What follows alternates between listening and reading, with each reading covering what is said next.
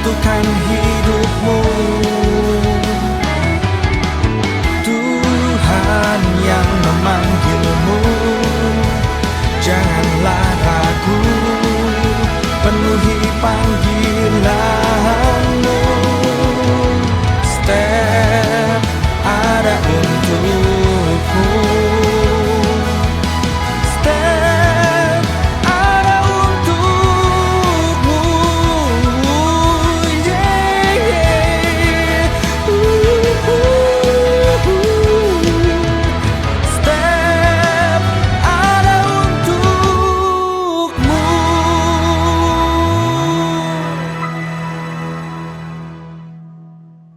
Baik, kita akan mulai menggali bersama kebenaran Alkitab tanggal 30 April 2021 ini.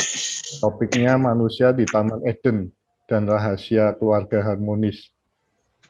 Yang akan seru nih karena di Taman Eden ya. Yang akan dibawakan oleh Pendeta Dr. Aris Mardianto.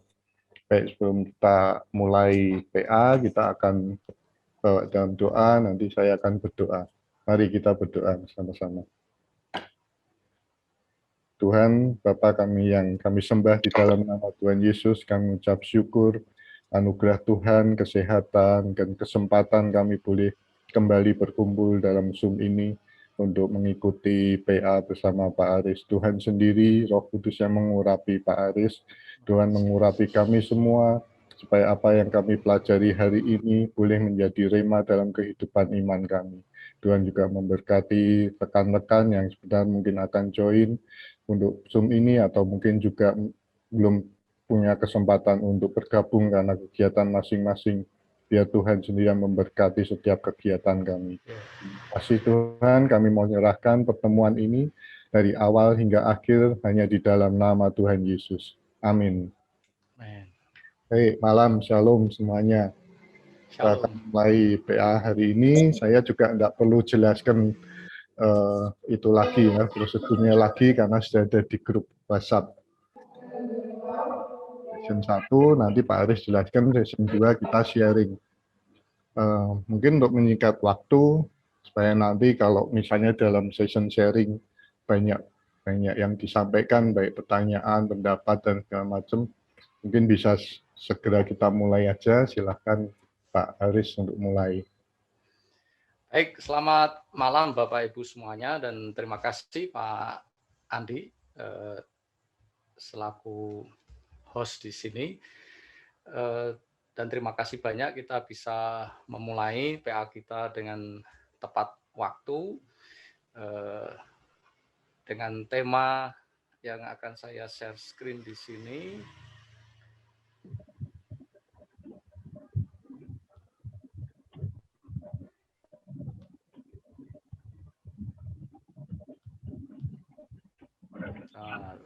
Wah, ini masih ada macet-macet ini.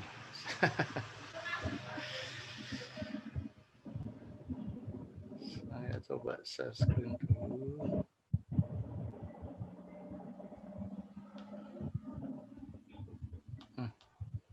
Kenapa enggak mau? Tadi sudah sempat keluar, Pak. Sudah sempat keluar ya, Pak ya. Cuma ini harusnya ini sekarang bisa ini harusnya.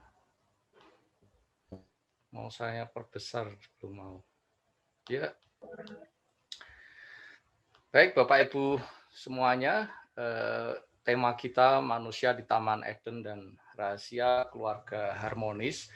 Dalam hal ini sekaligus saya ingin sharing bagaimana sih kita ini, karena ada pertanyaan sebagai awam itu kalau kita mau baca Alkitab caranya bagaimana itu ya, pertanyaan dari Pak Tikto ya beberapa waktu yang lalu. Nah, yang pertama harus kita pahami bahwa bentuk awal teks kita ya, karena ini yang kita baca teks Perjanjian Lama di Kitab Kejadian. Bentuk awal teks Perjanjian Lama itu seperti ini ya, dalam bentuk gulungan kitab. Ini merupakan gulungan kitab dari contoh ini merupakan kitab Yesaya yang ditemukan di Gua Qumran ya. Jadi Bapak Ibu bisa perhatikan di situ ya di sana tidak ada pembagian pasal, tidak ada pembagian perikop begitu ya. Kemudian bahkan kalau kita melihat lebih detail lagi, teks ini ditulis dalam bahasa Ibrani yang semuanya itu hanya terdiri dari konsonan saja atau terdiri dari bahasa sederhananya itu kita biasa menyebutnya sebagai huruf mati gitu ya. Jadi tidak ada vokalnya, tidak ada a, i, u, e, o-nya. Ini kalau kita lihat secara detail di sebelah kanan ini ya. Nah kemudian ditemukan juga teks Alkitab di abad ke-10 itu ada Alkitab Perjanjian Lama tertua yang isinya itu bisa dikatakan paling lengkap. Jadi semua kitab, baik kitab Taurat, kitab sejarah, kitab nabi-nabi, dan juga tulisan-tulisan hikmat maupun nyanyian-nyanyian kitab Mazmur itu ada di sini ya. Ini disebut sebagai Kodeks Leningrad karena tersimpan di museum di Rusia. Kitab ini berasal dari abad ke-10 setelah Masehi ya, setelah Masehi. Jadi bentuknya sudah buku ini ya, seperti buku yang kita miliki, hanya saja dengan menggunakan bahasa Ibrani. Dan kalau kita perhatikan isi di dalamnya, ini contohnya itu adalah kitab Samuel. Di sini juga belum ada pembagian pasal, belum ada. Kalau pembagian ayat itu sudah ada, tapi saya tidak perlu menunjukkan secara detail ya, nanti terlalu lama waktunya. Dan contoh di sini adalah kitab Samuel, dan kitab Samuel itu masih dianggap sebagai satu kitab ya, tidak ada satu Samuel dan juga kemudian 2 Samuel seperti Alkitab yang kita miliki. Jadi ini sebenarnya di bagian yang dikasih tanda merah itu bagian dari kitab 2 Samuel. Ya ini hanya sebagai sebuah informasi awal ya, bahwa teks kita itu, teks Alkitab kita itu pada awalnya itu ya ditulis semua begitu tanpa ada pembagian pasal maupun pembagian perikop begitu, tidak ada ya, tidak ada pembagian seperti itu. Nah, bagaimana seharusnya kita itu membaca Alkitab sebagai seorang awam ya? Menurut hemat saya ada salah satu langkah bagaimana kita membaca teks Alkitab itu, perhatikanlah struktur dari teks itu. Dengan cara bagaimana? Yang pertama, amatilah istilah-istilah yang menurut kita itu sepertinya istilah yang penting begitu. Dan perhatikan pengulangan-pengulangan dari istilah-istilah tersebut. Kemudian langkah yang kedua, coba kita pahami ide-ide pokok dari teks yang akan kita tafsirkan itu atau yang ingin kita gali maknanya. Setelah itu kita mencoba membuat struktur atau sistematika dari teksnya tersebut. Nah, disinilah kita akan membaca kisah manusia di Taman Eden. Jadi saya ingin sedikit menunjukkan sekaligus mempraktekkan bagaimana kita mencoba melihat atau menyusun struktur dari sebuah teks ya. Saya ganti share screen dengan teksnya. Nah, ini teks asli Alkitab kita dalam bahasa Ibrani itu kira-kira awalnya ya seperti ini.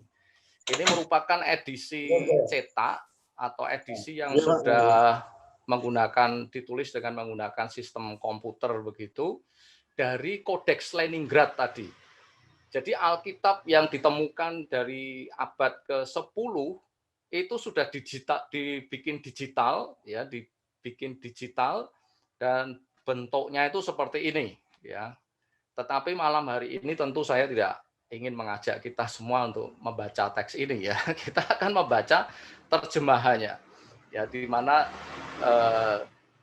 kita akan melihat, kita tentu bersyukur ya karena Lembaga Alkitab Indonesia sudah menerjemahkan teks tersebut, dan mungkin sedikit banyak kita juga sudah cukup tahu isi dari kisah manusia di Taman Eden. Itu perikopnya dimulai dari Kejadian pasal 2 ayat 8 sampai dengan ayat yang ke-25.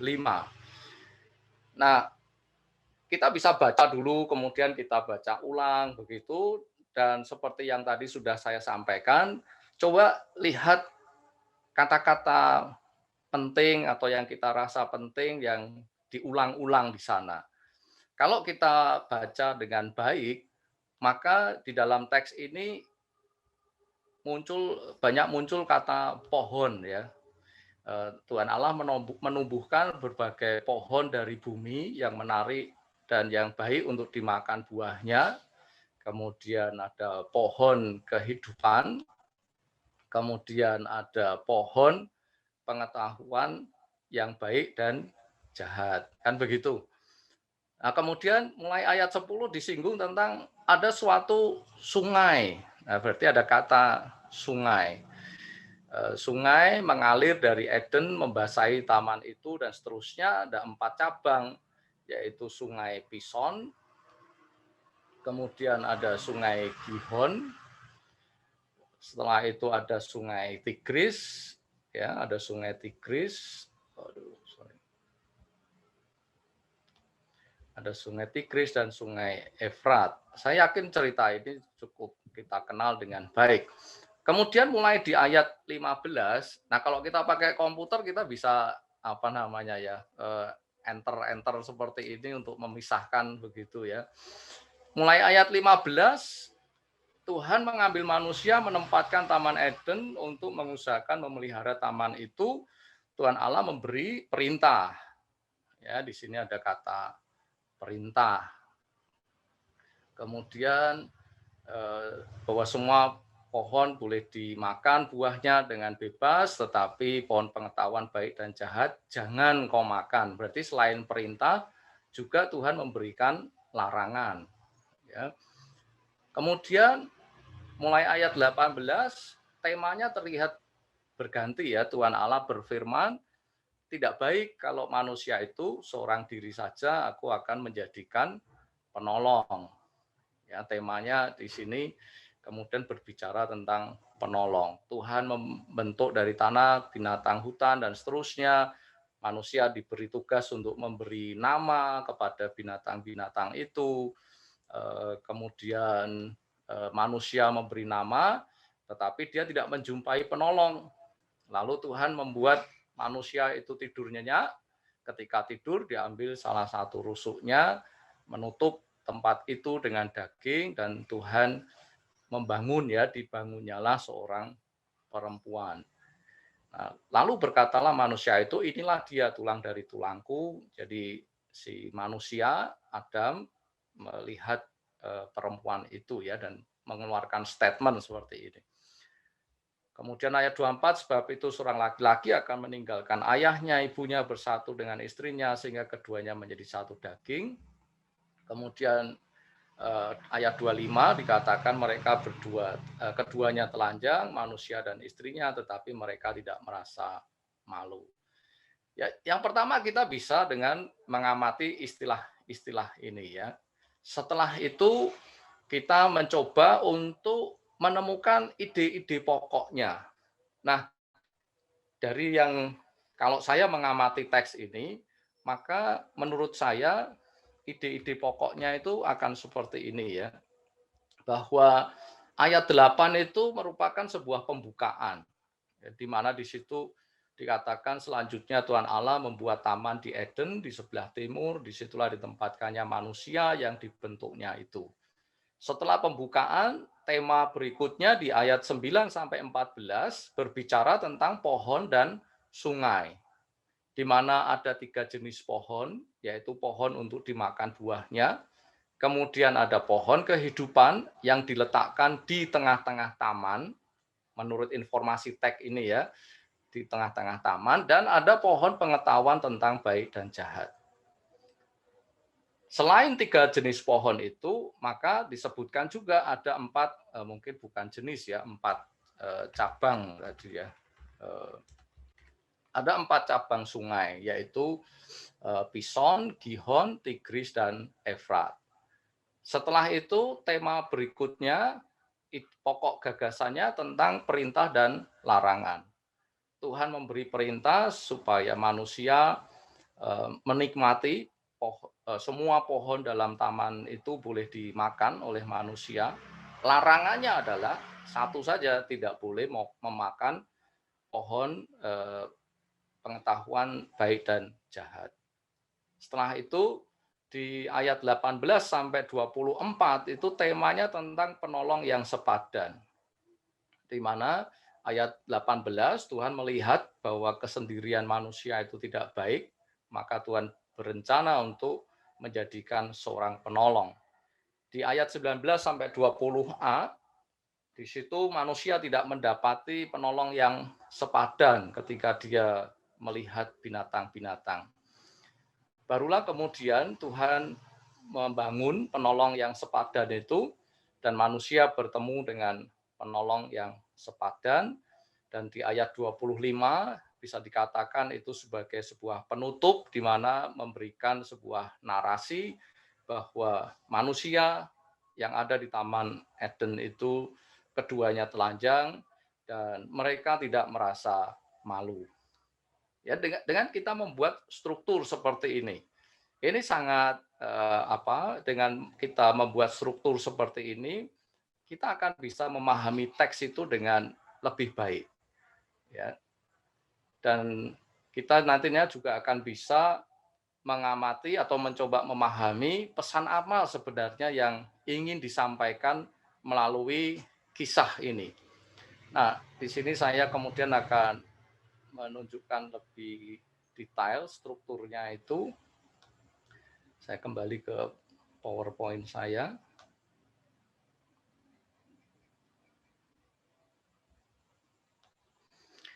Ya, jadi kita mengamati istilah tadi, memahami ide pokok dan membuat struktur. Kan tadi kita sudah membuat strukturnya ya, sistematika dari teks tersebut.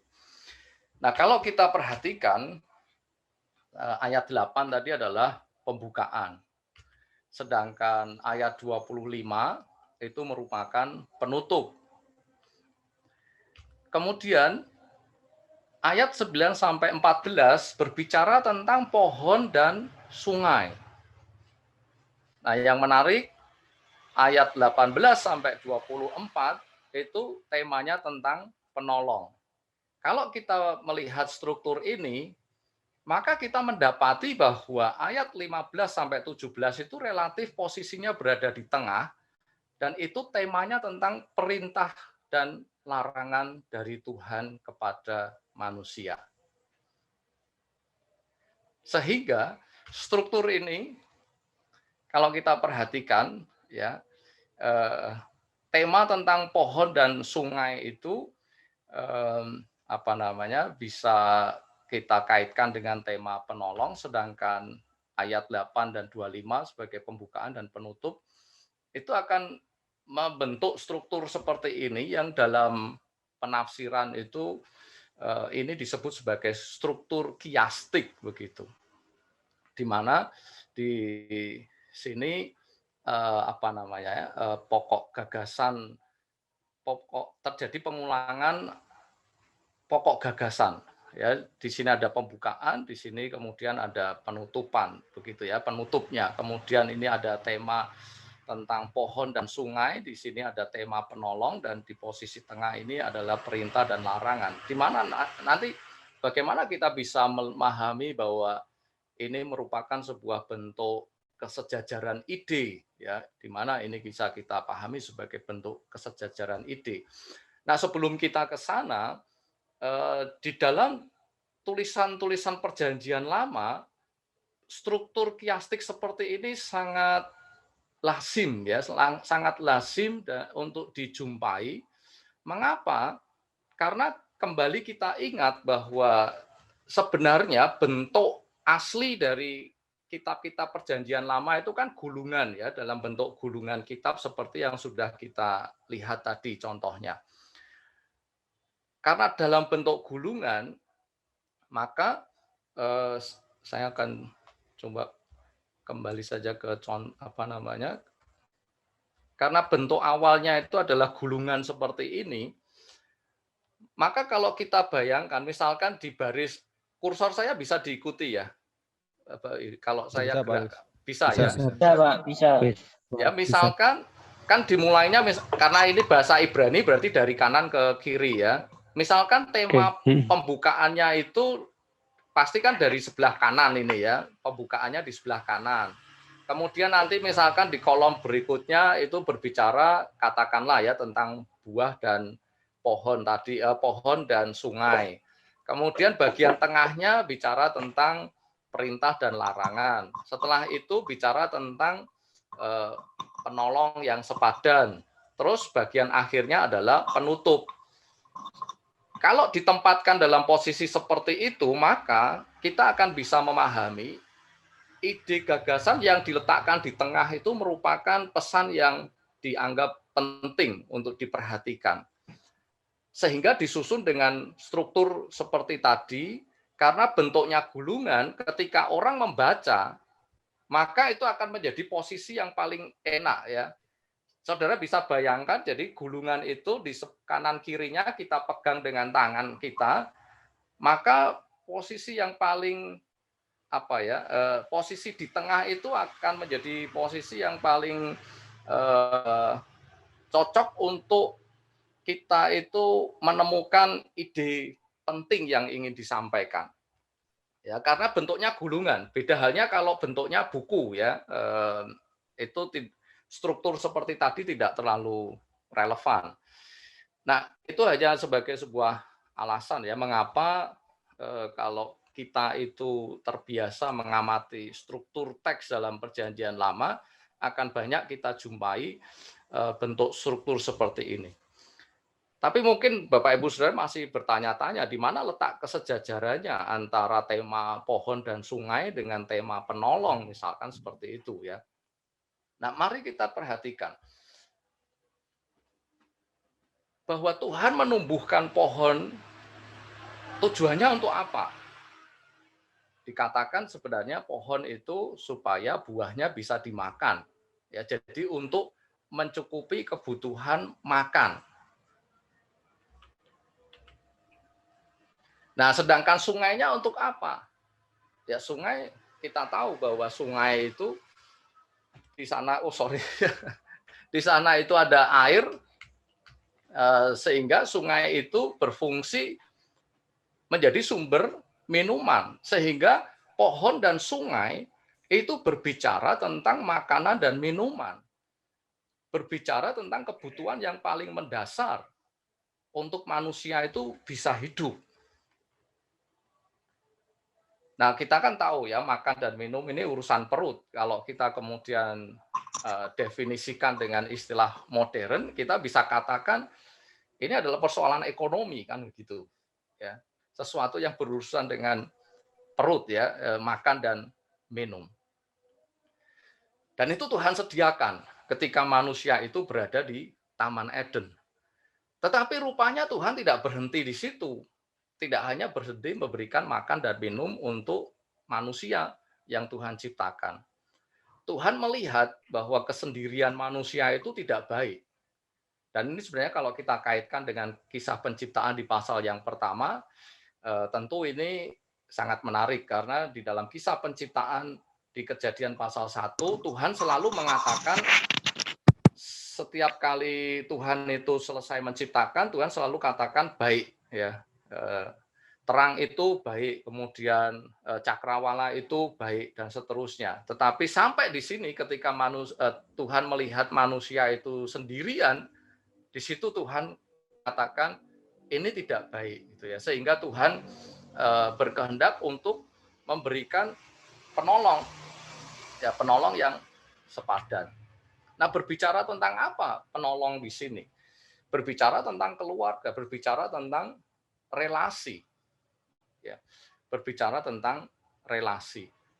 Nah, kalau kita sudah berbicara tentang relasi, relasi itu tentu ada dalam berbagai macam bidang. Dan kita tahu bahwa keluarga itu merupakan unit terkecil dari masyarakat. Sehingga kita bisa katakan bahwa di sini Tuhan menyediakan bagi manusia itu relasi dalam berbagai bidang. Ya, karena di dalam keluarga itu, di sana itu yang namanya relasi, ada aspek politiknya, dalam arti siapa sih yang seharusnya menjadi kepala, siapa sih yang seharusnya menjadi pemimpin di dalam keluarga, di masyarakat juga sama. Siapa yang seharusnya menjadi pemimpin di masyarakat, dan itu kan kita bicara terkait dengan aspek politik kan begitu. Kemudian dalam relasi, ya di situ ada aspek sosialnya, di dalam relasi di situ ada komunikasi, dan seterusnya, dan seterusnya. Sedangkan di bagian pembukaan, di situ Tuhan membuat taman. Ya. Di situ Tuhan membuat taman, dan menempatkan manusia di taman itu, sedangkan di bagian closing-nya itu, di bagian penutupnya, dideskripsikan manusia yang ditempatkan di taman itu dalam keadaan telanjang dan mereka tidak malu. Mengapa tidak malu? Nah, di sini sebenarnya memang sudah ada unsur penafsiran ya, bahwa di situ antara manusia masih ada rasa percaya yang begitu besar. Tidak artinya bahwa ketelanjangan itu tidak memunculkan keinginan negatif ya di dalam diri manusia. Di situ ada rasa percaya antara satu dengan yang lain. Nah, yang di bagian tengah itu berbicara tentang perintah dan larangan.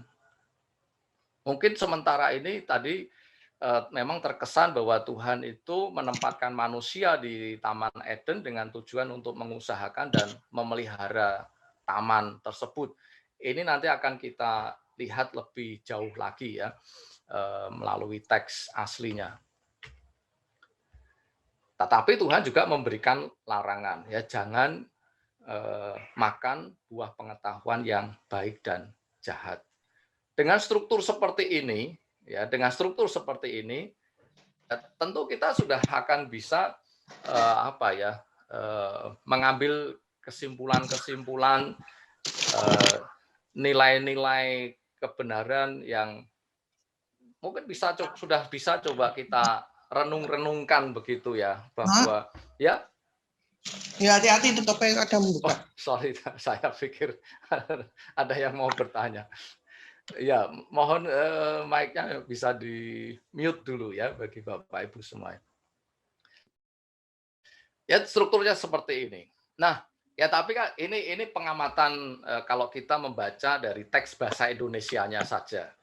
Nah, kemarin di pertemuan yang pertama ada usulan bagaimana kalau kita mencoba agak lebih jauh lagi ya. Dan saya mencoba untuk mengamati teks ini dari istilah-istilah bahasa aslinya, ya istilah-istilah bahasa aslinya.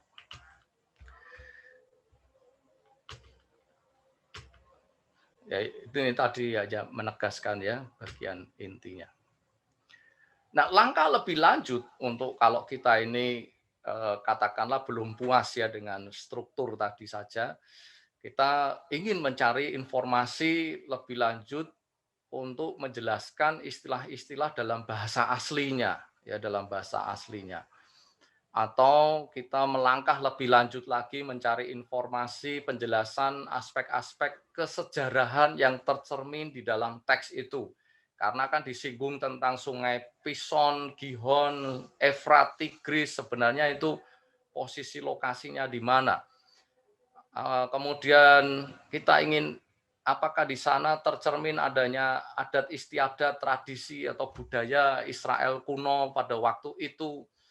Mengapa di situ Adam ketika melihat sang penolong yang Tuhan ciptakan, dia berkata, inilah tulang dari tulangku, daging dari dagingku, seperti itu. Demikian juga apakah ada peristiwa-peristiwa sejarah Israel yang tercermin melalui teks tersebut begitu. Ya, ini merupakan langkah yang lebih lanjut lagi ya. Memang ini tentu membutuhkan kompetensi atau keahlian yang lebih lanjut lagi ya. Nah, saya ingin menunjukkan kepada Bapak Ibu Saudara bagaimana dengan istilah-istilah asli yang digunakan dengan bahasa Ibrani. Yang pertama tentang Taman Eden. Ya, Taman Eden. Taman Eden itu arti harafiahnya itu bisa mewah ya, luxury begitu ya, lux begitu, atau cantik ya, menyenangkan, menggembirakan. Itu terjemahan harafiah dari kata Eden. Nah, di sini saya memberikan catatan bahwa gambaran Taman Eden itu berarti merupakan tempat yang bisa dikatakan tempat yang lux begitu, sebagai tempat yang ideal untuk beristirahat. Ya, dan ini sebenarnya mengingatkan kita kepada Sabat di dalam kisah penciptaan, sehingga sebenarnya kondisi di Taman Eden inilah kondisi ideal yang seharusnya bisa dinikmati oleh manusia, yaitu tempat yang begitu menyenangkan, begitu indah, mewah, ya, menggembirakan, dan seterusnya. Nah, yang menarik adalah bahwa kalau kita baca teks Ibraninya, sebenarnya di situ ada preposisi be yang artinya di dalam, sehingga kalau diterjemahkan secara harafiah, itu Tuhan membuat taman di dalam Eden. Nah, ini bagi para penafsir menimbulkan pertanyaan, apakah sebenarnya taman itu identik dengan Taman Eden, ataukah taman itu adalah sebuah lokasi atau sebuah tempat yang diletakkan di dalam Eden itu sendiri. Nah, saya tidak ingin kita terlalu detail masuk ke sana. Saya rasa bisa juga preposisi be ini ya menyatakan bahwa taman itu adalah Taman Eden. Yang pasti istilah Eden ini memberikan penggambaran sebuah tempat yang begitu indah, yang begitu menyenangkan. Nah, kemudian tadi kan di dalam struktur tadi saya memahami, meskipun saya waktu itu belum membaca teks Ibraninya, tetapi saya sudah mencoba untuk memikirkannya bahwa sungai itu terkait dengan ide air minum. Nah, ketika saya baca teks Ibraninya, ternyata di situ memang digunakan kata syakah. LAI menerjemahkannya dengan membasahi, ya, ada sungai yang membasahi taman itu, gitu kan. Nah, kalau diterjemahkan secara harafiah sebenarnya ada sungai yang memberi minum, gitu ya, yang menjadi sumber air minum, begitu. Itu sebabnya tadi kalau pohon tadi mengait dengan ide tentang makanan, sedangkan sungai itu memberikan ide gagasan tentang sumber air minum. Ya, jadi Tuhan sejak dari mulanya menyediakan makanan dan minuman. Ya, kebutuhan yang paling dasariah itu Tuhan sediakan. Dan yang selanjutnya tadi Tuhan tidak hanya memberikan kebutuhan dasar makanan dan minuman, tetapi Tuhan juga memberikan penolong yang sepadan, ya, kebutuhan untuk berelasi. Sedangkan istilah yang berikutnya bahwa ketika Tuhan itu menciptakan sang penolong yang nantinya disebut dengan Hawa, ya, itu memakai kata membangun, ya, tidak memakai kata bara, tidak memakai kata asya, tidak, tetapi pakai kata bana, ya, Tuhan membangun. Nah, pemakaian istilah secara khusus di sini tentu juga bisa membuat kita bertanya, mengapa ketika membuat manusia pertama, Adam, Tuhan itu bekerja atau Tuhan melakukan tindakannya dengan menggunakan kata kerja asya, ya, membuat, dan bahannya itu adalah debu tanah. Sedangkan ketika Tuhan menciptakan seorang perempuan, ya, sebagai penolong yang sepadan itu, Tuhan menciptakannya dari tulang rusuk dan kata kerja yang digunakan adalah kata kerja membangun. Metafor gambarannya apa? Nah, kalau kita memikirkan lebih jauh, ketika Tuhan menciptakan Adam, Tuhan digambarkan seperti seorang penjunan, ya, seorang penjunan yang membuat barang-barang dari barang-barang gerabah yang terbuat dari tanah liat. Sedangkan ketika Tuhan menciptakan sang penolong bagi manusia itu, Tuhan digambarkan sebagai seorang ahli bangunan, ya, sebagai seorang arsitek, ya, membangun sang penolong itu. Nah, nanti kalau misalkan ada pertanyaan ataupun tanggapan nanti di sesi berikutnya, dan saya tidak jelaskan lebih lanjut saja ya karena waktu kita cukup terbatas. Kemudian di dalam teks itu kalau kita amati dalam bahasa Ibrani-nya sebenarnya ada etimologi dan juga permainan kata. Ya, etimologi itu mengenai asal-usul kata. Jadi misalkan Adam, ya, nama Adam itu berasal dari kata adamah gitu ya, dari kata debu tanah gitu. Sedangkan kata isya, ya, kata isya yaitu perempuan ini ini harus saya balik terlebih dahulu. Jadi kata perempuan itu berasal dari kata ish yang artinya laki-laki gitu ya.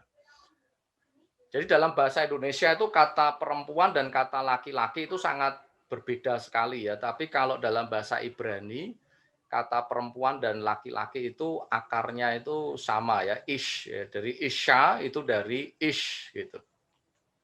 Kemudian ketelanjangan manusia itu dalam bahasa Ibrani adalah arom, dan ini kalau kita lanjutkan ke pasal 3 mengenai munculnya si ular.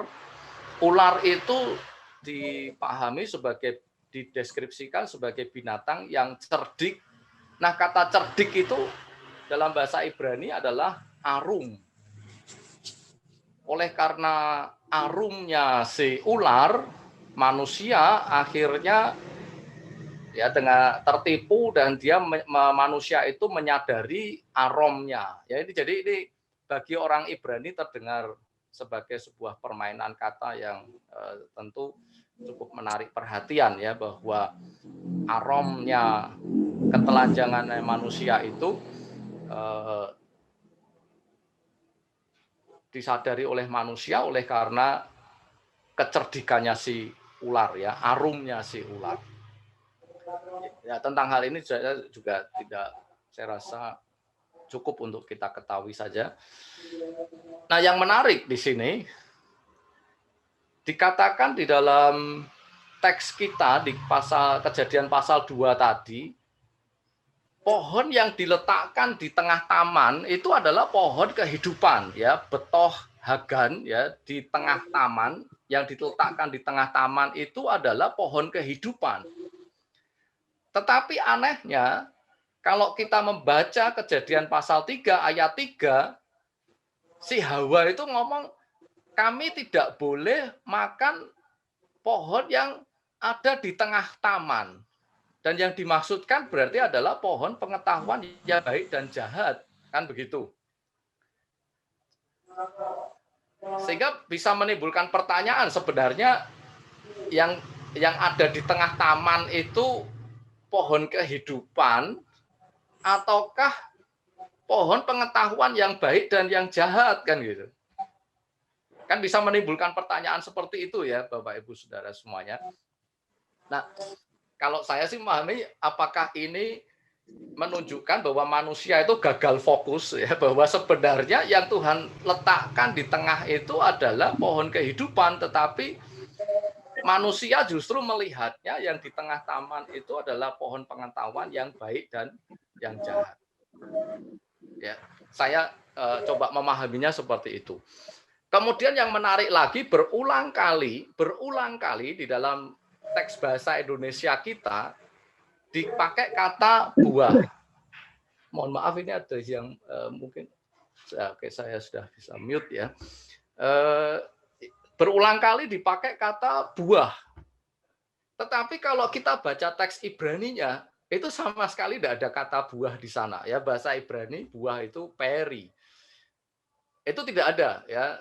Jadi sebenarnya kalau kita terjemahkan harafiah ya, Tuhan memberi perintah supaya manusia makan dari pohon-pohon itu, dan Tuhan melarang manusia untuk tidak memakan dari pohon pengetahuan yang baik dan yang jahat. Jadi tidak ada kata buah ya.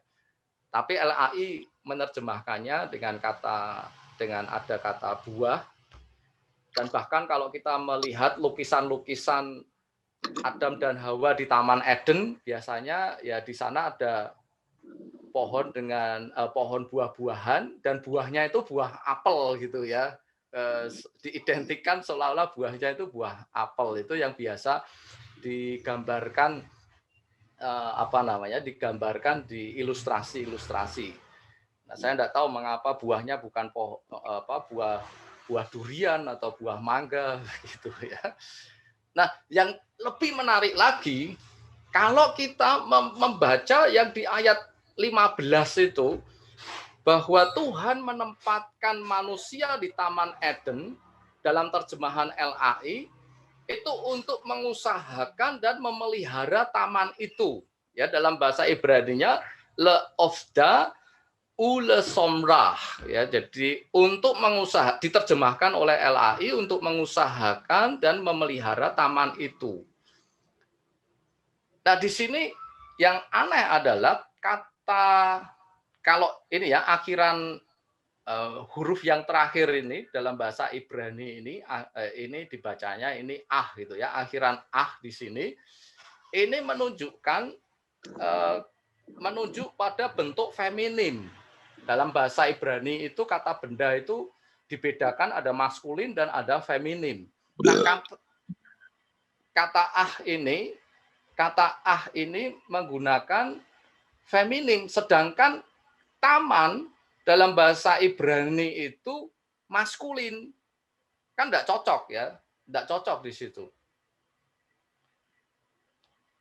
Selain itu, kata le'ofda itu akar katanya dari afat, yang artinya itu bisa diartikan dengan melayani, dalam arti menyembah, atau juga beribadah. Kata ibadah itu dari akar juga dari afat ini ya. Sedangkan kata ulesomrah itu dari kata syamar, itu memang harafiahnya itu memelihara, tetapi arti memeliharanya ini terkandung di dalamnya makna ketaatan dan kesetiaan. Sehingga ada penafsir yang mengusulkan bahwa sebenarnya akan lebih tepat kalau ayat 15 itu diterjemahkan dengan Tuhan Allah mengambil manusia itu dan menempatkannya dalam Taman Eden untuk menyembah. Ya, untuk menyembah, untuk beribadah dan taat serta setia, seperti itu. Ya, kepada siapa ya? Tentu saja mengarah kepada Tuhan dalam pengertian seperti itu. Nah, saya sangat menarik ya ketika mengamati teks Ibraninya ini. Ya, ini terkait dengan istilah-istilah Ibrani. Kemudian tadi kita mencoba lebih jauh lagi mengamati aspek kesejarahannya, ya, karena di situ disinggung ada Sungai Efrat, Sungai Tigris, Pison dan juga Gihon. Sebenarnya lokasinya di mana? Kalau Sungai Efrat dan Tigris itu secara historis memang dapat dibuktikan keberadaannya. Ya, ini yang saya tunjuk dengan tanda panah merah ini Sungai Efrat, ya, dan kemudian di atasnya Sungai Tigris. Lebih detailnya yang di sebelah kiri bawah ini, ya, itu Sungai Efrat dan Tigris lokasinya ada di wilayah Babilonia. Nah, sedangkan sungai yang lainnya disebutkan berada di daerah Kush dan daerah Havila. Daerah Kush itu padahal posisinya Havila itu ada di sini, ya, jadi ini masih wilayahnya Mesir gitu, ya. Havila itu pun masih kemungkinan, ya, para ahli juga belum bisa memastikan, tapi diduga di daerah sini. Sedangkan Kush itu berada di sini. Nah, terus Taman Edennya di mana itu, ya? Jadi ini memang bisa menimbulkan pertanyaan, ya. Ataukah sebenarnya yang dimaksud dengan Sungai Pison dan Sungai Gihon itu merupakan sungai yang memang berada di daerah Efrat dan Tigris, hanya saja itu merupakan sungai yang sudah mati, artinya yang dalam periode sejarah berikutnya sudah tidak dikenali lagi, ya, keberadaannya gitu secara historis. Tetapi sebenarnya kalau kita kembali kepada teksnya, yang menarik adalah bahwa Sungai Pison dan Sungai Gihon itu diberikan penjelasan bahwa di sungai itu ada emas, ya, ada batu-batu berharga sedemikian rupa. Sedangkan sungai yang secara historis itu bisa dibuktikan keberadaannya hanya disinggung secara singkat saja, ya, Efrat dan Tigris, selesai gitu saja, tidak ada catatan lebih lanjut. Sehingga ada penafsir yang memahami bahwa sebenarnya Pison Gihon itu untuk menggambarkan bahwa itu menggambarkan kemuliaan Tuhan, seperti gambaran di mana keberadaan Yerusalem yang baru itu kan lantainya atau jalannya dari emas dan seterusnya seperti itu, ya. Ya, ini persoalan mengenai peta geografisnya. Kemudian kalau kita coba membaca atau kita coba mencari informasi lebih lanjut, karena di sana tercermin adanya semacam tradisi pernikahan di Israel kuno. Seorang perempuan itu di Israel kuno akan meninggalkan orang tuanya, karena kan tadi di dalam teksnya ada informasi, ya, bahwa seorang laki-laki itu akan meninggalkan ayah dan ibunya untuk bersatu menjadi satu daging, ya, dengan istrinya, kan begitu. Nah, dalam tradisi pernikahan Israel kuno, seorang perempuan itulah yang malah akan meninggalkan orang tuanya dan akan memasuki situasi loyalitas baru, yaitu kepada suaminya. Jadi dalam budaya Israel kuno, seorang perempuan akan selalu berada di bawah otoritas laki-laki. Sebelum menikah, perempuan berada di bawah otoritas ayahnya. Setelah menikah, berada di bawah otoritas suami. Jika suaminya sudah meninggal, maka seorang perempuan akan berada di bawah otoritas saudara laki-laki dari suaminya, yang bertanggung jawab untuk menjadi, istilahnya itu, penebus. Bapak Ibu bisa membaca kisah Rut dan Boaz di sana. Tetapi dalam fungsi, dalam peran, perempuan adalah penolong yang diciptakan Tuhan dari tulang rusuk laki-laki. Bisa diterjemahkan secara harafiah itu dari sisi laki-laki, begitu. Nah, yang menarik, dalam bahasa Sumeria, tulang rusuk itu adalah ti, yang artinya hidup. Nah, kalau kita baca di pasal selanjutnya kan, sang penolong yang sepadan itu disebut namanya sebagai Hawa, dan Hawa itu selanjutnya dikatakan menjadi ibu dari semua yang hidup. Itu di Kejadian 3 ayat 20. Sedangkan dalam bahasa Mesir, tulang rusuk itu disebut dengan saya tidak tahu cara membacanya ya, ini IMB begitu, yang berarti juga tanah liat. Dan bukankah Hawa itu diciptakan dari bagian tubuh Adam yang Tuhan ciptakan dari debu tanah. Ini cukup menarik sekali ya, informasi-informasi ini. Nah, mengapa justru dikatakan di dalam teks Alkitab kita bahwa laki-laki akan meninggalkan ayah dan ibunya? Nah, ini sebenarnya untuk memberikan ide gagasan bahwa laki-lakilah yang akan pergi mencari pasangannya. Meskipun upacara pernikahan biasanya diselenggarakan di rumah keluarga mempelai perempuan. Nah, ini saya sih hanya pertanyaan, implikasinya apakah kalau begitu cewek itu kalau nembak duluan kira-kira boleh enggak ya? Karena seharusnya laki-laki lah yang pergi mencari pasangannya. Ya, ini hanya pertanyaan-pertanyaan implikasi yang mungkin juga bisa kita pikirkan gitu. Nah, yang menarik di situ juga ada pernyataan inilah dia tulang dari tulangku dan daging dari dagingku. Ini bisa dibandingkan dengan mitologi Yunani bahwa manusia itu menjadi batu yang meluncur untuk memberontak kepada dewa dan sang dewa itu menghantam batu tersebut sehingga terbelah menjadi dua bagian dan terpisah. Dan dewa Eros, dewa cintalah ya, yang membuat batu yang terbelah dan terpisah itu kembali dipertemukan. Di sini mengandung pokok pengertian cerminan monogami di sana ya, karena masing-masing itu tulang dari tulangku, daging dan dari dagingku itu ya berarti akan ketemu dengan pasangannya sendiri ya, tidak, dan itu hanya satu saja, seperti kalau dalam mitologi kan batunya itu hanya terpecah jadi dua ya, tidak pecah berkeping-keping ya, kemudian harus cari pasangannya sebanyak mungkin, tidak ya. Kemudian di situ tercermin pokok pengertian bahwa manusia itu tidak sama dengan makhluk-makhluk yang lain ya. Ketika Adam bertemu Hawa, maka dia mengenali bahwa sosok makhluk Hawa itu adalah sosok makhluk yang sama dengan dirinya, meskipun berbeda secara gender, tetapi sama-sama sebagai gambar dan rupa Allah.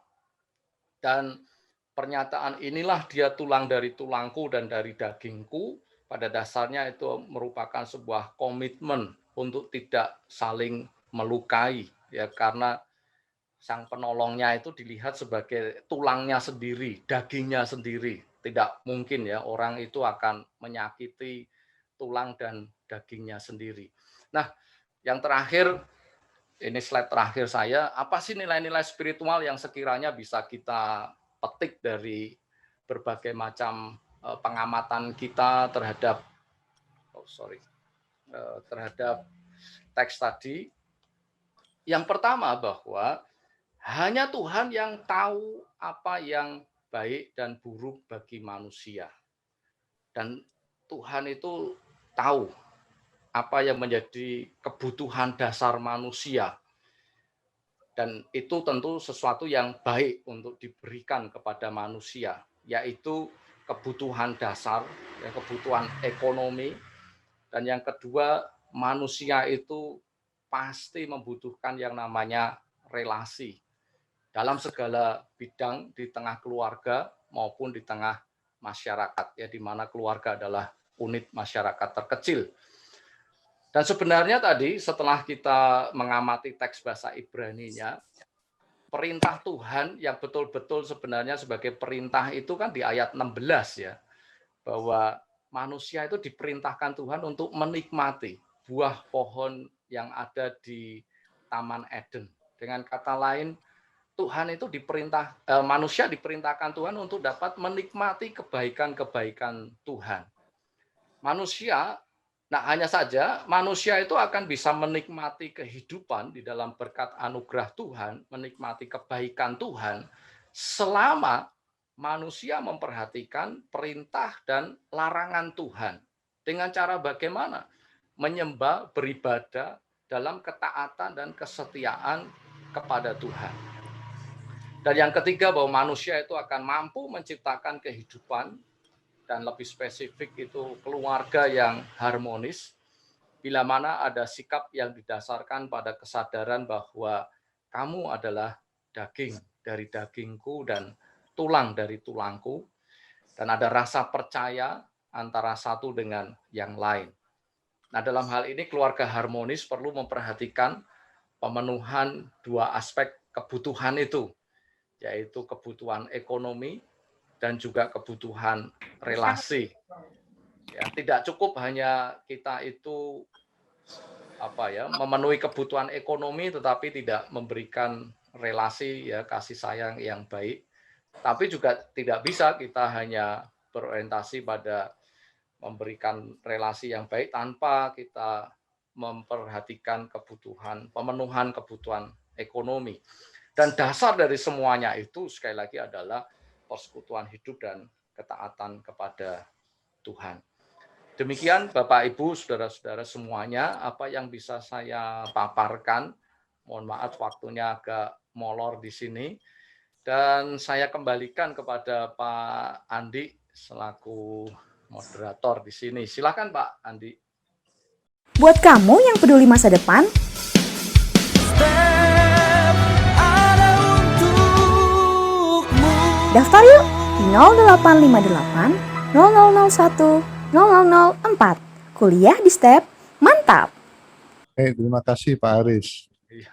Ini berarti dibatasi bahasnya masih manusia di Taman Eden ya Pak? Iya, iya. Belum ada si ular ya? belum Pak. Belum. Jadi Bapak Ibu supaya nanti pertanyaannya jangan melebar, ingat sama si ular. Baik, silakan, mungkin ada yang mau menambahkan atau mau tanya, bisa di-on-kan mic-nya. Saya mau bertanya. Halo? Ya, Pak Reza ya? Ya, Reza. Kedua saya, Pak. Ya, ya Pak Tio. Silakan Pak Reza duluan. Masih muda tapi harus bertanya itu. Seperti biasa, saya di kelas itu terkenal sebagai orang yang berbeda. Saya semester 6 Bapak Ibu di STEP. Puji Tuhan kembali di-recall kembali dengan materi ini.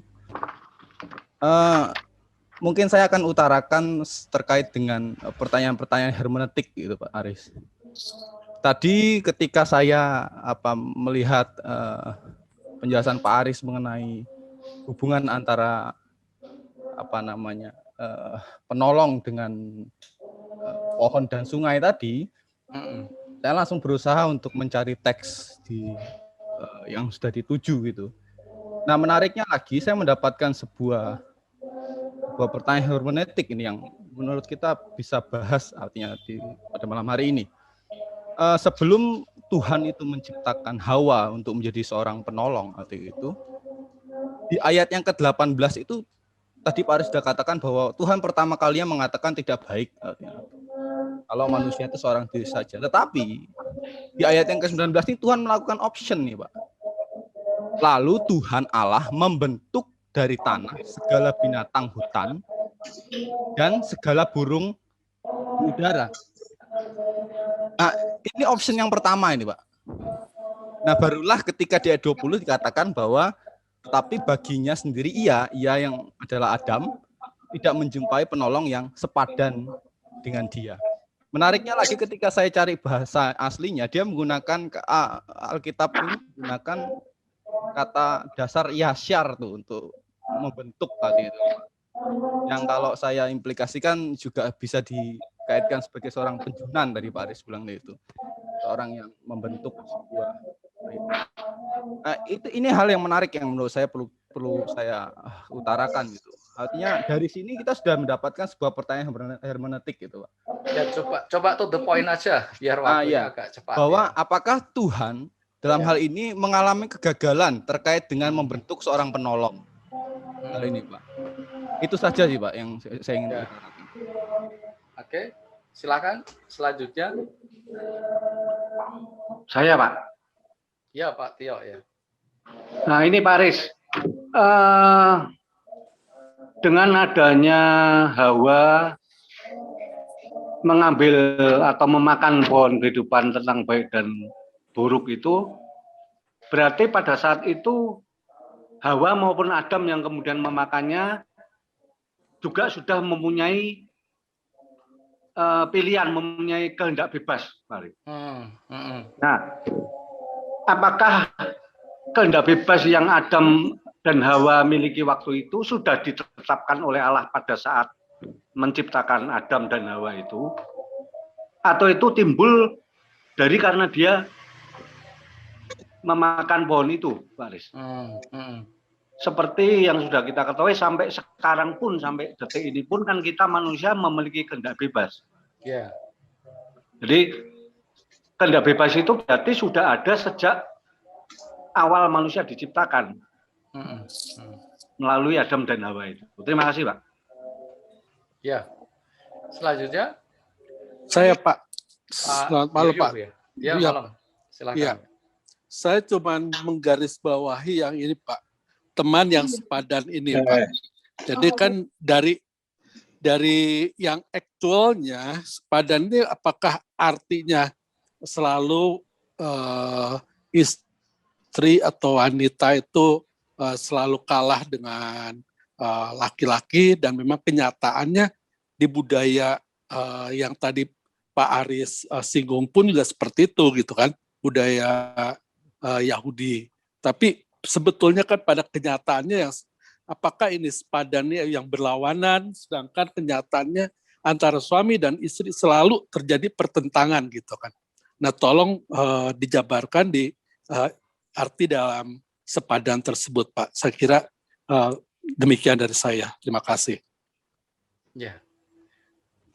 Mungkin 3 ini dulu ya Pak Andi ya. Ya, 3. Nanti setelah itu ada Bulani mau tanya. Ya.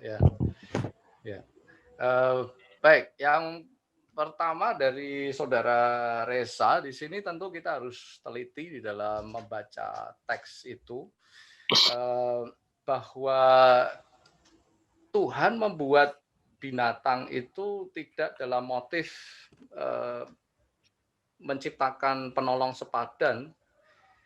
Di situ memang hanya dikatakan bahwa Tuhan kan memang melihat bahwa manusia itu tidak baik sendiri, sehingga Tuhan berencana untuk membuat atau memberikan penolong yang sepadan.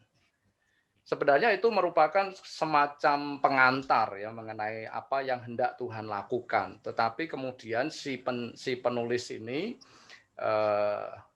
tidak kemudian langsung ceritanya itu langsung Tuhan mengerjakannya, tidak. Tetapi diceritakan dulu bahwa Tuhan justru membentuk binatang-binatang dan memberi tugas kepada Adam untuk memberi nama kepada binatang-binatang itu. Dan ketika dalam proses memberi nama, di situ memang narasinya mengatakan bahwa si Adam tidak melihat ada penolong yang sepadan di situ. Jadi dalam perspektifnya si manusia, makhluk-makhluk yang Tuhan ciptakan ini bukanlah makhluk yang cocok ya untuk menjadi penolong bagi si Adam. Nah, baru kemudian narasinya Tuhan membuat manusia itu tidur dan Tuhan merealisasikan apa yang sebelumnya direncanakan itu. Dan ketika si Hawa itu dibawa, si wanita ini dibawa kepada Adam, disitulah Adam mengenali ya, sosok yang inilah dia, tulang dari tulangku, daging dan dari dagingku. Sehingga seperti yang tadi sudah saya sampaikan di dalam kesimpulan juga, bahwa ungkapan itu menjadi sebuah cerminan. Yang pertama konsep tentang monogami, yang kedua itu konsep bahwa manusia itu makhluk yang berbeda daripada makhluk yang lain, ya, baik binatang maupun tumbuh-tumbuhan. Yaitu dan selanjutnya kan interpretasi saya bahwa karena ini tulang dari tulangku, daging dari dagingku, maka manusia tentunya akan mempunyai komitmen untuk tidak menyakiti tulangnya sendiri maupun dagingnya sendiri, kan seperti itu ya. Nah, itu untuk yang Saudara Reza ya. Sedangkan untuk pertanyaan Pak Tio, ya sebenarnya kehendak bebas yang manusia itu mempunyai kehendak bebas itu sebelum memakan buah pengetahuan baik dan jahat, ataukah setelah memakan buah pengetahuan yang baik dan yang jahat? Sebenarnya kalau kita merunut sejak dari kejadian pasal yang pertama, melalui kisah atau peristiwa-peristiwa yang diceritakan di sini, pesan yang ingin disampaikan adalah bahwa yang tahu apa yang baik dan apa yang jahat itu adalah Tuhan, ya. Nah, manusia pun akan tahu yang baik dan yang jahat selama manusia itu menundukkan diri pada otoritas Tuhan, mengikuti baiknya Tuhan dan mengikuti. Jadi kalau Tuhan katakan itu baik, ya manusia harus ikuti bahwa itu baik. Tapi kalau Tuhan katakan itu jahat, itu jelek, itu buruk, ya manusia harus juga setuju bahwa itu adalah sesuatu yang jelek, sesuatu yang jahat, sesuatu yang buruk. Nah, persoalannya adalah bahwa kalau ya ini karena kemudian mau tidak mau kita harus menyinggung di pasal berikutnya ya. Persoalannya adalah ternyata kemudian manusia itu ingin menentukan sendiri baik dan jahatnya itu ingin ditentukan berdasarkan pemahaman pemikiran si manusianya itu sendiri. Bahwa baik dan jahat itu ya sudah manusianya sendiri yang akan menentukan, tidak perlu harus tunduk kepada otoritas Tuhan di situ. Nah, bagaimana dengan kehendak bebas? Sebenarnya memang persoalan kehendak bebas itu kan pertanyaan filsafat yang muncul dalam konteks manusia modern ya. Jadi sebenarnya tidak ya sulit artinya untuk menjawab apakah kehendak bebas manusia itu sudah sejak dari manusia diciptakan ataukah setelah manusia makan pengetahuan baik dan jahat. Tetapi yang kalau kita mau menjawabnya berangkat dari teks Alkitab sendiri, pada intinya ketika manusia itu diciptakan, ya kehendak Tuhan adalah manusia itu mau menempatkan Tuhan sebagai pusat hidupnya. Manusia itu mau tunduk kepada otoritas Tuhan, sehingga baik dan jahat itu tidak berdasarkan apa yang dia pikirkan sendiri, tetapi berdasarkan apa yang Tuhan kehendaki. Dan dalam tradisi selanjutnya atau di dalam teks selanjutnya, buah kehidupan, pohon kehidupan itu dalam tradisi hikmat atau dalam tulisan hikmat itu dikaitkan dengan sumber kebijaksanaan begitu. Ya, jadi bahwa sebenarnya dan kita tahu bahwa sumber kebijaksanaan itu harus dimulai dari takut akan Tuhan. Jadi sebenarnya seperti itu sih, Pak. Sejak dari awal ya tentu saja manusia berarti dia bisa menentukan memilih untuk tunduk kepada otoritas Tuhan ataukah tidak, kan begitu. Saya rasa seperti itu sih, Pak. Kalau menurut teksnya ya, meskipun yang Tuhan harapkan adalah manusia itu tunduk kepada otoritas Tuhan. Ya, nanti mungkin kalau misalkan ada pertanyaan lanjutan, saya jawab dulu pertanyaan dari Pak Yuyuh ya mengenai kesepadanan itu. Apakah karena jadi kesepadanan itu harus dipahami dalam pengertian bagaimana, karena pada faktanya apakah istri itu harus selalu kalah dari suami dan seterusnya.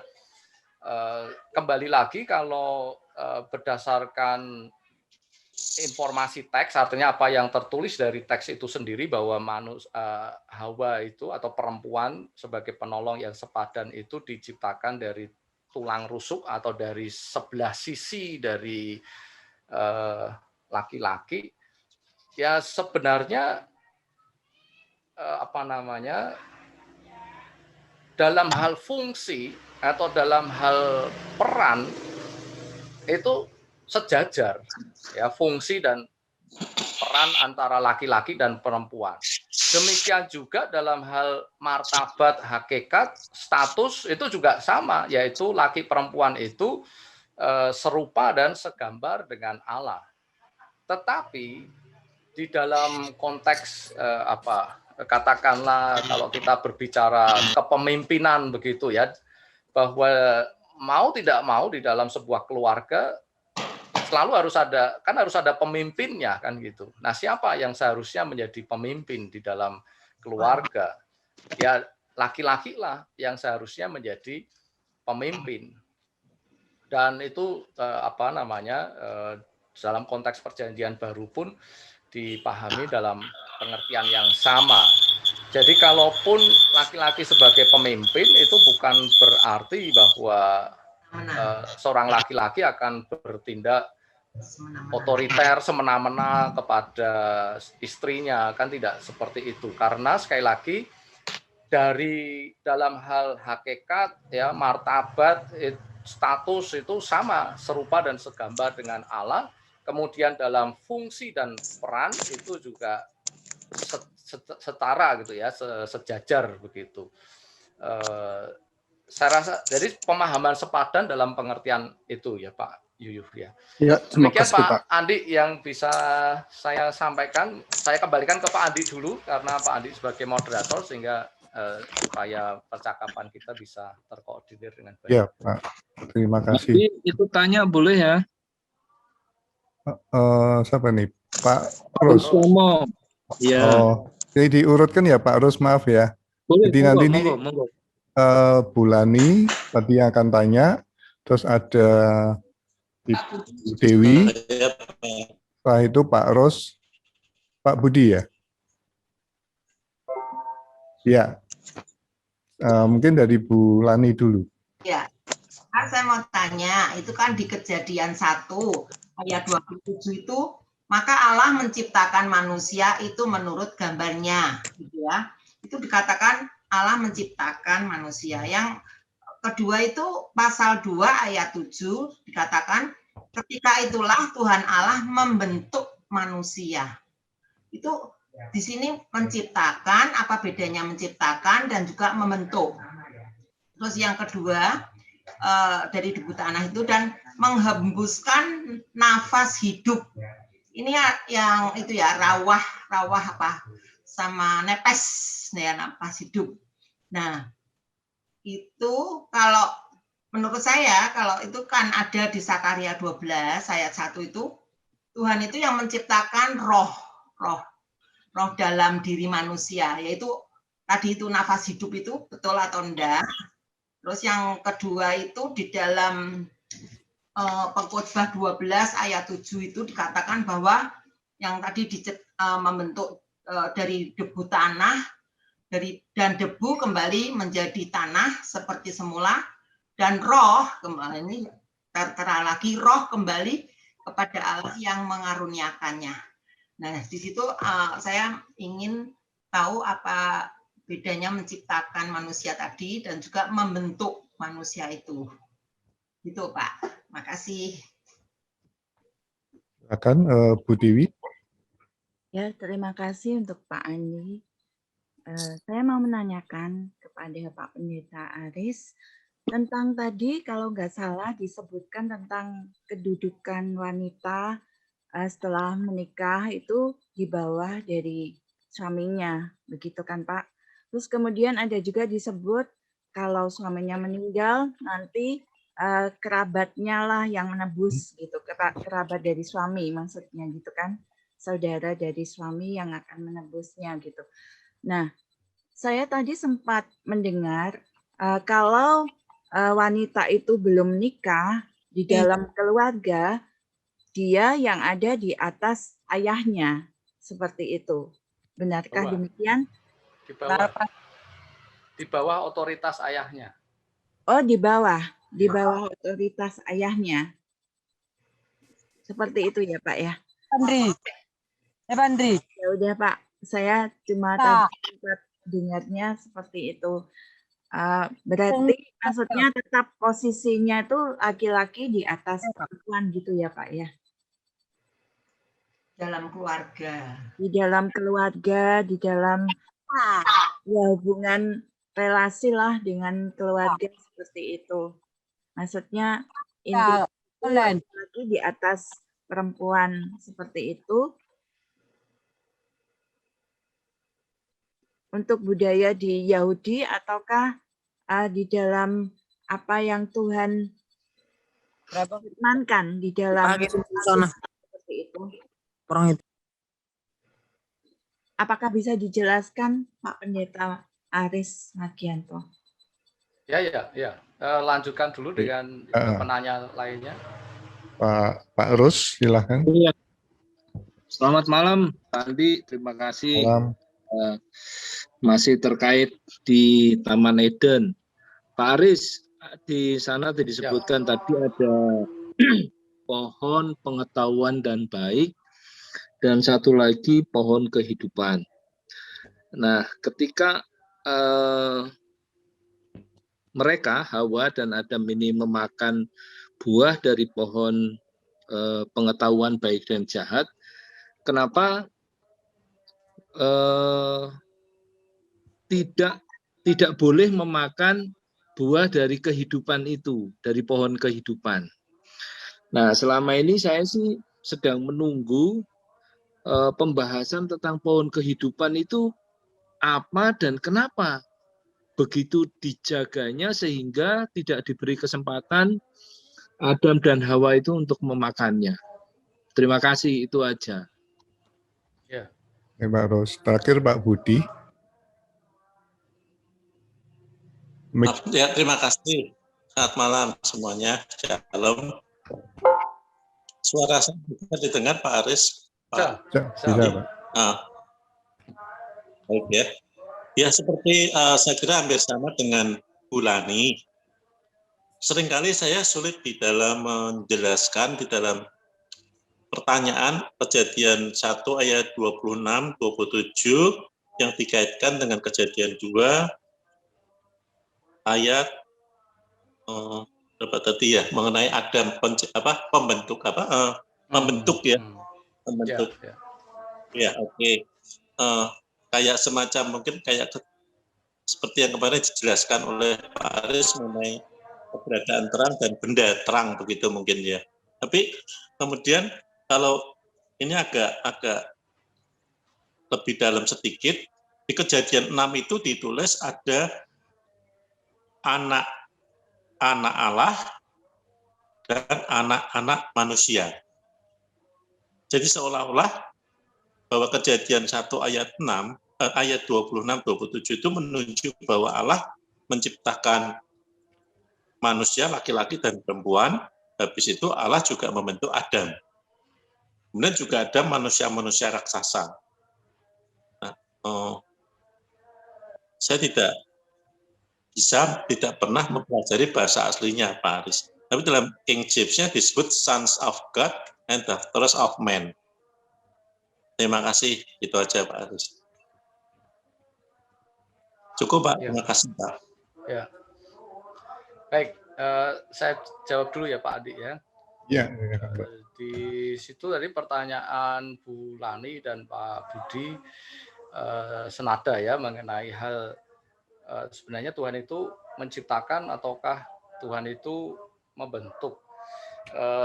Dalam hal ini memang saya rasa kita tidak harus terlalu membedakan atau memberikan muatan khusus terhadap istilah bara ya, istilah menciptakan atau istilah membuat, seperti yang minggu lalu Pak Budi juga singgung ya, bahwa kata bara itu sepertinya kok mempunyai muatan khusus yang artinya kalau menciptakan itu berarti dari yang tidak ada menjadi ada, kan seperti itu.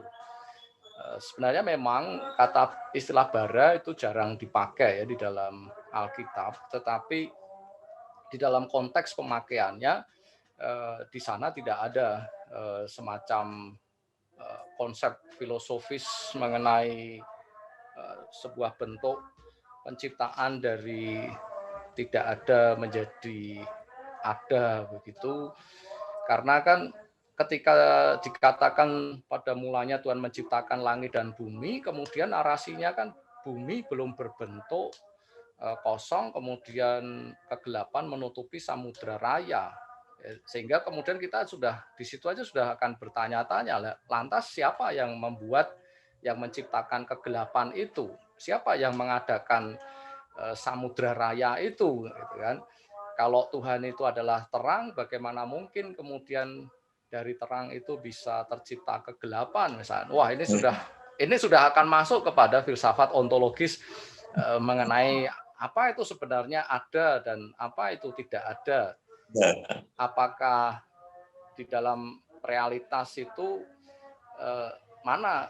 Apakah sebenarnya yang ada itu adalah ada ataukah sebenarnya yang ada itu adalah tidak ada kan gitu. Kalau yang ada adalah ada, berarti tidak ada itu tidak ada. Tapi kalau yang ada itu adalah tidak ada, ya berarti ada itu tidak ada kan gitu. Wah, itu kan sebuah, saya rasa orang Ibrani tidak sampai kepada persoalan diskusi filosofis mengenai apakah ada ataukah filsafat tentang keberadaan. Tetapi lebih kepada realitas konkret bahwa ketika Tuhan menciptakan, di situ sebenarnya yang ide pokok yang ingin disampaikan bahwa Tuhan itu mendatangkan keteraturan. Ya, Tuhan mendatangkan keteraturan dan prinsip dari keteraturan itulah yang harus terus dijaga oleh manusia dengan cara bagaimana menempatkan Tuhan sebagai pusat hidupnya. Karena Tuhan itu yang tahu mana yang baik dan mana yang tidak baik. Selama manusia bisa mengikuti Tuhan, mengikuti ketentuan Tuhan, yang baik itu yang mana dan tidak baik itu yang mana, maka keteraturan di dalam kehidupan sosial maupun di dalam lingkungan alam semesta ini akan terjaga, ya, terjamin dengan baik. Akan seperti itu. Jadi saya rasa sebenarnya masalah istilah itu tidak perlu terlalu kita pertentangkan, justru yang menjadi pertanyaan kita karena orang Israel ini kan sebenarnya abstraksi mereka itu sangat konkret begitu. Sehingga pertanyaan kita sebenarnya, kalau Tuhan itu menciptakan dengan cara berfirman, apa sih yang ada di dalam benak pikiran orang Israel tentang Tuhan? Kok Tuhan itu bisa menciptakan hanya dengan kata-kata, ya, dengan perkataan saja? Nah, jawabannya sederhana. Tuhan digambarkan seperti seorang raja. Seorang raja itu untuk mewujudkan segala sesuatu tidak usah repot-repot, Pak. Ya cukup dia itu berkata, jadilah jalan raya misalkan gitu ya, atau jadilah candi, atau jadilah bangunan istana, maka itu akan dikerjakan. Seorang raja cukup dengan perkataannya saja, cukup dengan sabdanya saja, maka apa yang dikatakan oleh seorang raja itu ya pasti akan terwujud. Mungkin kalau istilah Jawanya itu kan ada sabdo pandito ratu gitu ya. Itu kan artinya bahwa Tuhan digambarkan dalam sosok sebagai seorang raja ketika dikatakan bahwa Tuhan itu menciptakan segala sesuatu hanya dengan perkataan firman-Nya. Terus kalau ketika Tuhan menciptakan manusia, dikatakan bahwa Tuhan itu membentuk gitu ya. Nah, mengapa? Dalam gambaran seperti apa dalam benak pikiran orang Israel waktu itu? Ya, seperti yang saya tadi jelaskan, Tuhan di sini digambarkan dalam sosok seperti seorang penjunan, dan saya rasa dalam budaya Israel kuno profesi seorang penjunan juga sangat lazim ya. Barang-barang kebutuhan sehari-hari mereka kan banyak dibuat dari gerabah ya, artinya dari tanah liat ya, dalam bentuk barang-barang gerabah kan seperti itu. Dan mungkin bagi mereka itu sesuatu yang luar biasa ya, bahwa seorang pejunan itu dari tanah liat kok kemudian bisa jadi piring, bisa jadi guci dan seterusnya gitu ya. Itu bagi orang zaman dulu saya yakin kompetensi seperti itu membuat mereka begitu takjub ya. Apalagi dalam tahap perkembangan berikutnya manusia mulai bisa membuat bangunan.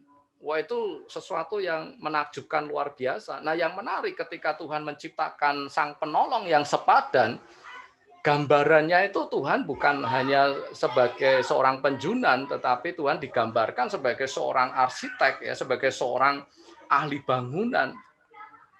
Nah, ini tentu sangat menarik.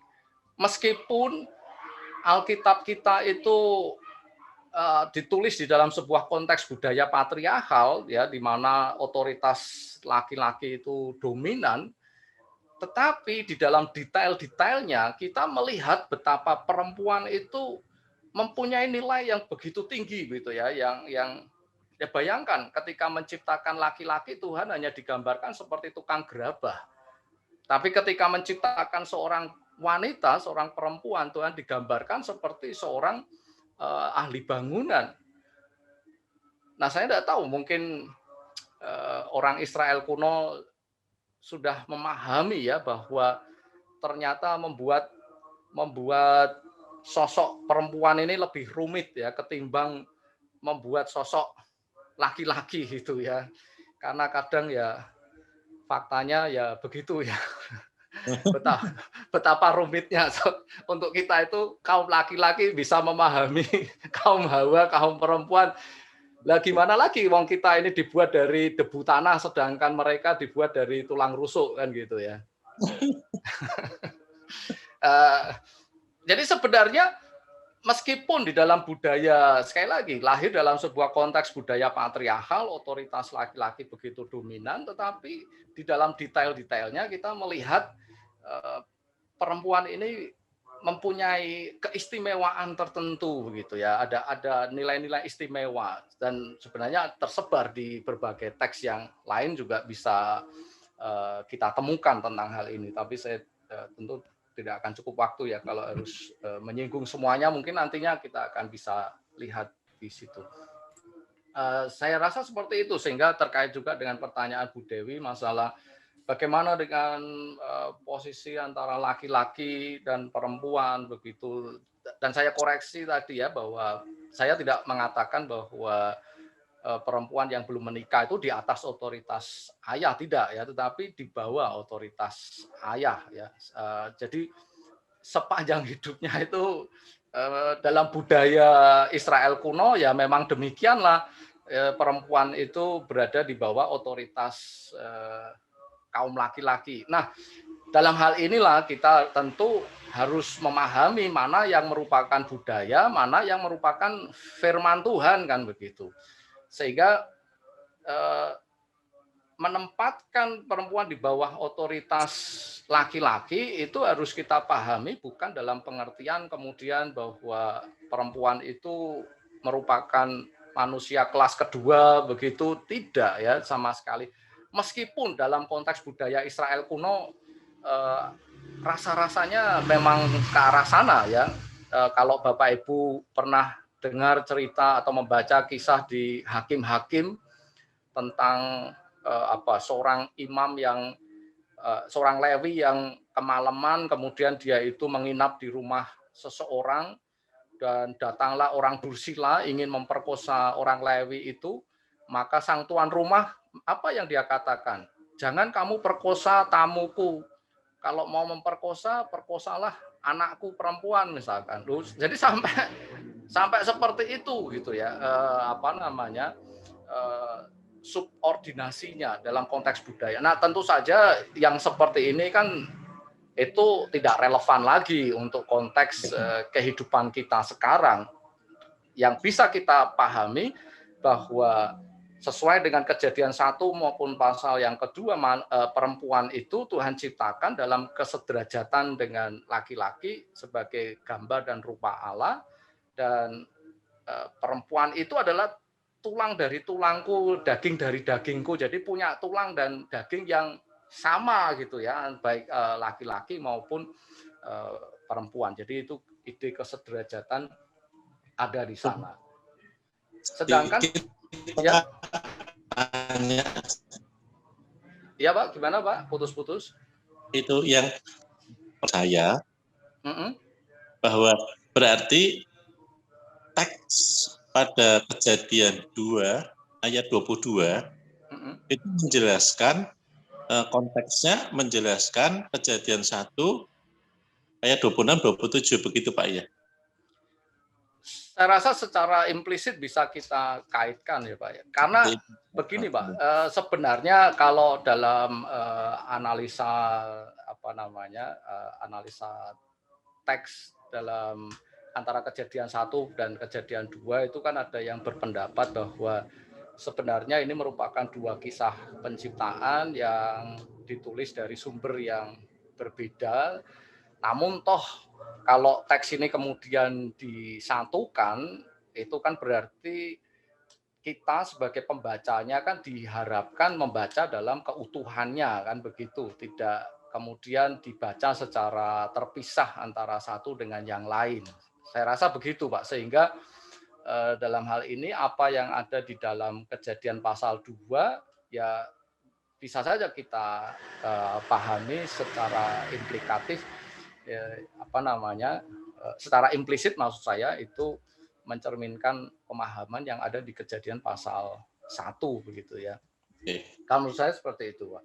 Oke, makasih Pak. Kemudian kalau untuk Bu Lani tadi persoalan menciptakan, membentuk sudah saya jelaskan. Cuma kalau hal terkait masalah mengenai ruah, ya, kemudian mengenai nefas, itu nanti akan kita bahas ketika kita membicarakan di webinar tentang antropologi teologis di dalam Perjanjian Lama. Ya, apakah sebenarnya kan kita ini sudah yang kita tahu manusia, kita banyak diajar bahwa manusia terdiri atas tubuh, jiwa, dan roh gitu ya.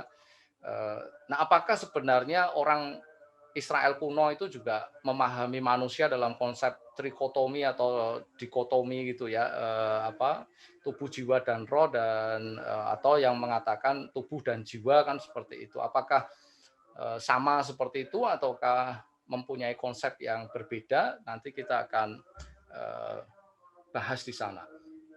Sedangkan untuk Pak Rustomo ini pertanyaan yang cukup menarik ya.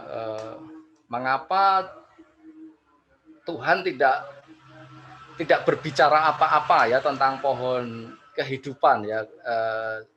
Saya coba bahasakan ulang karena seperti itu, karena memang di dalam Kejadian pasal 2 Tuhan kan memberi perintahnya semua pohon yang bisa dimakan itu boleh dimakan untuk menjadi sumber makanan bagi manusia, tetapi hanya saja yang buah pengetahuan baik dan jahat itu yang tidak boleh dimakan. Tapi tentang pohon kehidupan ya tidak disinggung di situ ya, tidak disinggung. Mengapa tidak ada pertanyaan mengapa tidak boleh memakan pohon? Sebenarnya di situ Tuhan juga di situ tidak ada larangan juga. Jadi ya tidak ada perintah, tetapi juga tidak ada larangan terkait pohon kehidupan kecuali setelah manusia itu memakan buah pengetahuan yang baik dan yang jahat. Kalau kita pahami motifnya kan supaya jangan kemudian manusia betul-betul 100% menjadi sama seperti Tuhan. Ketika manusia itu sudah memakan buah pengetahuan yang baik dan yang jahat, itu ibaratnya mungkin bisa kita katakan manusia sudah 50% menjadi seperti Tuhan ya, karena kemudian manusia ingin merasa dirinya bisa menentukan mana yang baik dan mana yang jahat berdasarkan kategori dan pemahaman dirinya sendiri tanpa harus melibatkan Tuhan. Dan sebenarnya ini kan yang terjadi di kalangan masyarakat tertentu ya, yang menganggap ya kita ini manusia ya sudah hidup saja menurut akal sehat kita tanpa harus kita percaya kepada Tuhan. Ya sudah, kita diberi akal budi, coba saja kita pikirkan sendiri, kita tentukan sendiri apa yang baik bagi kita, apa yang buruk bagi kita. Apalagi coba lihat, bukankah justru orang-orang yang beragama itu malah banyak yang menimbulkan kejahatan, ya, melakukan tindakan terorisme atau menimbulkan konflik, perpecahan di dalam masyarakat, ya, antara satu dengan yang lain. Jadi agama itu bukan menjadi pembawa kebaikan, tetapi justru membawa sesuatu yang buruk bagi kehidupan manusia. Kan bisa saja menimbulkan bagi kelompok masyarakat tertentu kan akhirnya mempunyai pemahaman seperti itu. Padahal kalau kita telusuri sebenarnya disinilah betapa luar biasa ya pewahyuan Tuhan itu melalui Alkitab ini ya, firman-Nya yang tertulis di dalam Alkitab ini, bahwa pada dasarnya yang menjadi persoalan di dalam kehidupan manusia itu adalah ketika manusia berusaha sendiri menentukan apa yang baik dan jahat menurut dirinya. Karena pada faktanya manusia sering kebolak-balik. Yang baik dikira buruk, yang buruk dan jahat malah dikira baik. Ya, ketika terjadi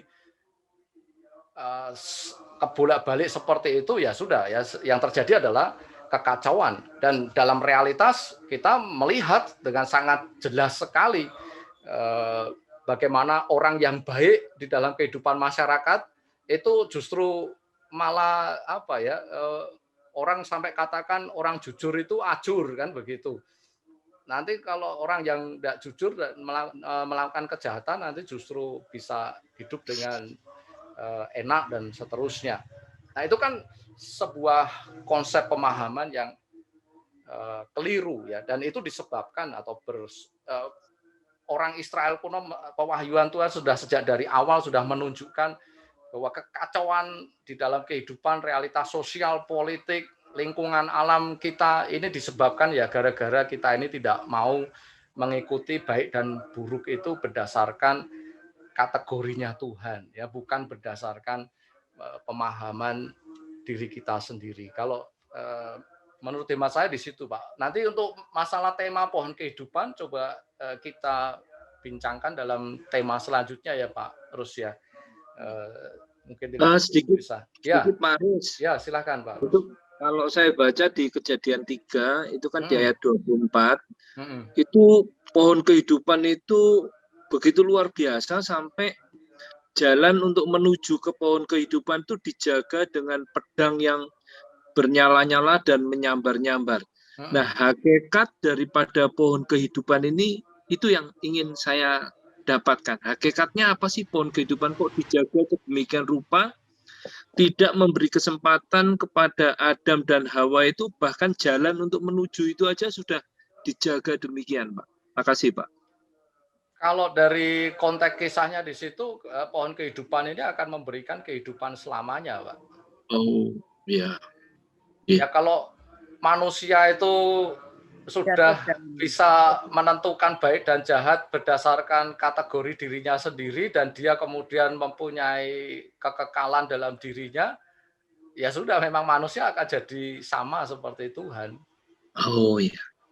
Dan sebenarnya itulah yang menjadi persoalan dalam kehidupan manusia, di mana manusia ingin menjadi Tuhan gitu. Padahal seharusnya manusia itu pahamilah statusnya sebagai rupa dan gambar Allah. Tugas manusia itu merepresentasikan kehadiran Tuhan dalam rangka untuk menciptakan keteraturan di dalam alam semesta, di dalam lingkungan sosial maupun lingkungan alam kita.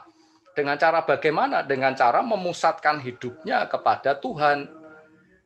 Itu sebabnya sebenarnya di dalam kisah manusia di Taman Eden, sentrumnya itu ada pada ayat 15 sampai 17 tadi itu, Pak.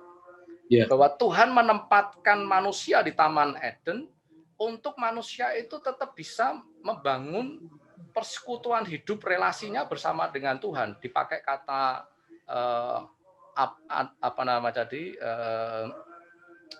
afat tadi ya, ya dari situ menjadi kata ibadah dan seterusnya gitu ya. Jadi penyembahan kepada Tuhan. Pak Aris, saya mau Ya.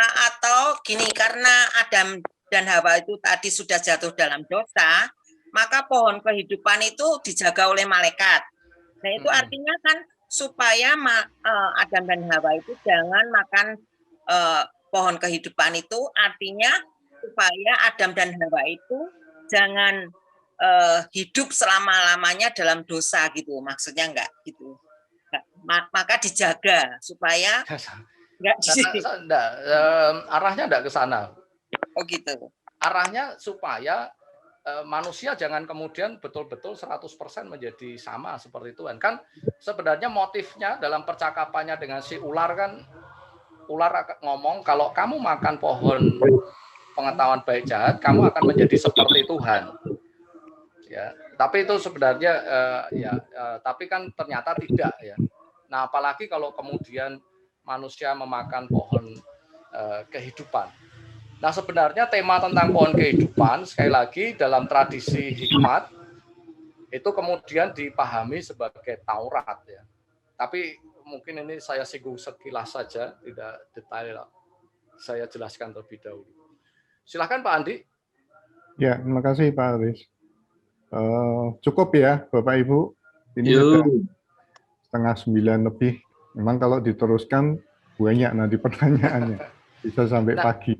Saya rasa sekali lagi, jadi recordingnya akan ditayangkan di YouTube. Disitulah Bapak Ibu bisa menyampaikan pertanyaan, tanggapan gitu ya, atau mungkin pendapat Bapak Ibu secara lebih detail di kolom komentar, dan di situ saya akan mencoba juga untuk memberikan jawaban-jawabannya. Seperti itu Pak Andi. Ya, tambahan Pak sedikit dari saya. Ya. Hari ini memang banyak pertanyaan, tapi mungkin lain kali mungkin juga selain pertanyaan ada tambahan-tambahan dari Bapak Ibu ya. Jadi mungkin kita bisa saling melengkapi. Ya, saya tertarik dengan nilai-nilai yang tadi Pak Aris sampaikan sebagai kesimpulan dari PA hari ini, bahwa Taman Eden ini kayak saya lihat kan Tuhan menciptakan dunia ini sudah baik, kan disebutkan sudah baik. Ternyata Tuhan masih menciptakan Taman Eden yang dikatakan itu cantik dan luar biasa, lux gitu ya. Ternyata dalam dunia yang sudah baik itu Tuhan mau tempatkan manusia di tempat yang lebih baik untuk mendapatkan beberapa hal tadi yang sudah disinggung Pak Aris. Yang pertama adalah kebutuhan yang tercukupi, kebutuhan hidup. Yang kita memang bisa baca juga soal Taman Eden ini di Yehezkiel 28 ayat 13. Di situ disebutkan penuh batu permata berharga, yang artinya banyak diharapkan dari keluarga ini banyak Tuhan memberi berkat-berkat kehidupan.